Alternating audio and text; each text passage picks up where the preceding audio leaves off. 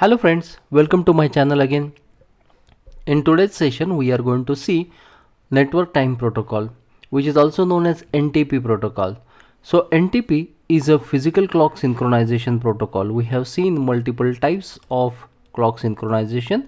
In that, first one was physical clock synchronization, then logical clock synchronization, and then the third one was mutual exclusion synchronization. Network time protocol actually helps us to reduce the clock skew. Clock skew is nothing but the time difference between the different devices. This protocol is based on hierarchical client server architecture. In this algorithm, one level obtains services from its upper layer, and that layer also offers services to its lower level. Every layer will be called as a stratum. So now let's see the following diagram. This diagram contains 4 levels. Level number 1, that is called as stratum 0. Level number 2, stratum 1, stratum 2 and stratum 3. At stratum 0, the clocks are shown. We will call these clocks as reference clocks.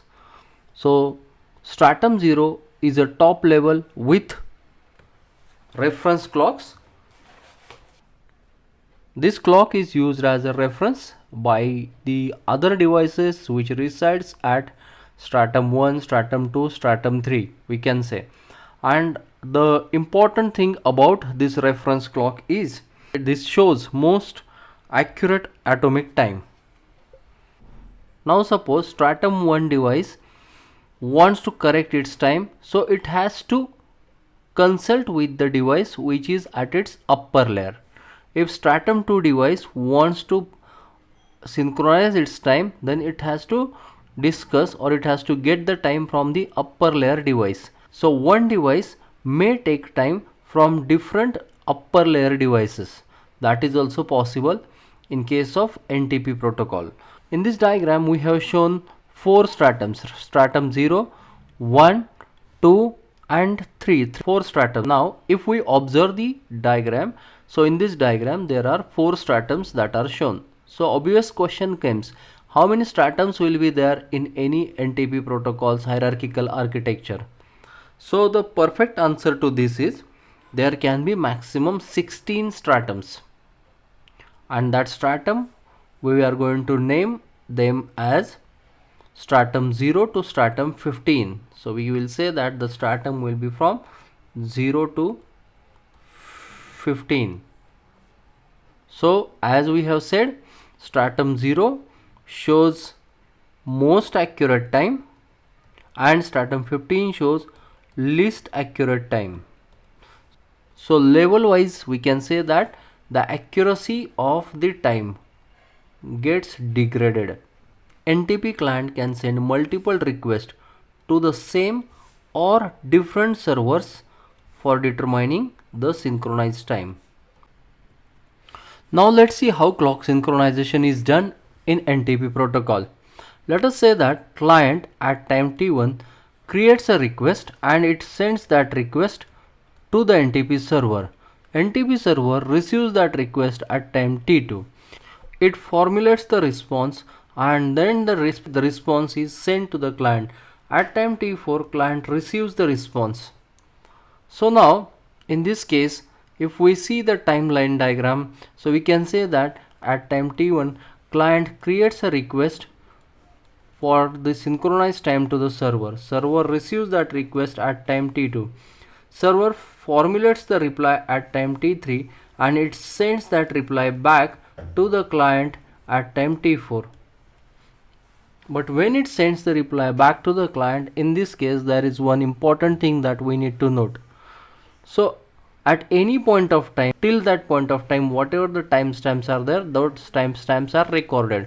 So at time t2, the earlier timestamp, that is t1 and t2, will get recorded. At time t3, the earlier timestamps, that is t1, t2 and t3, will get recorded. And at time t4, the timestamps like t1, then T2, then T3 and T4 will get recorded. So with the help of these timestamps, we can calculate the synchronized time and the necessary things. Now from this diagram we can find out the round trip time. So round trip time can be T4 minus T1 minus T3 minus T2.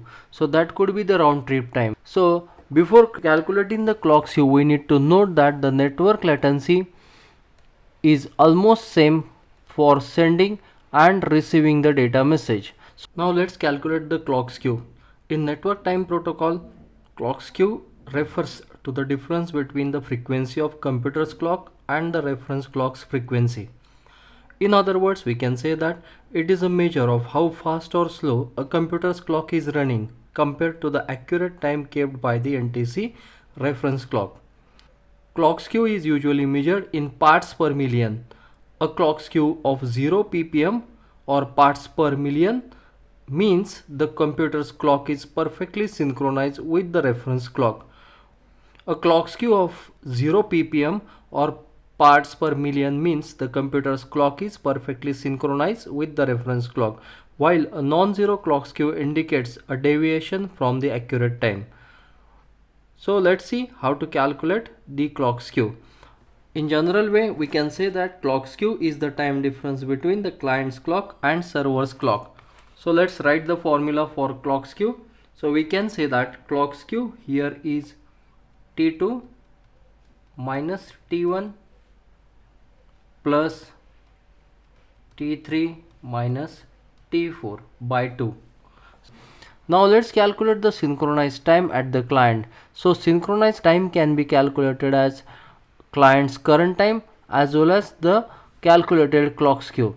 So client's current time is T4 when it receives the reply from the server. So this time we are considering. So this is what the client's current time T4 when the client receives reply from the server, and we are going to add the current clock skew which we have calculated earlier into that. So if we do addition of these two things, that will result into synchronized time.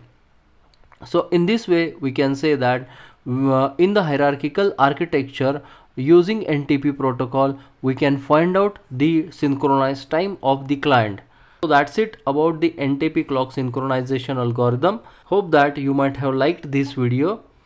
So kindly share this video to your friends who are also learning this subject. So thank you for watching the video. Please subscribe to my channel and like the video.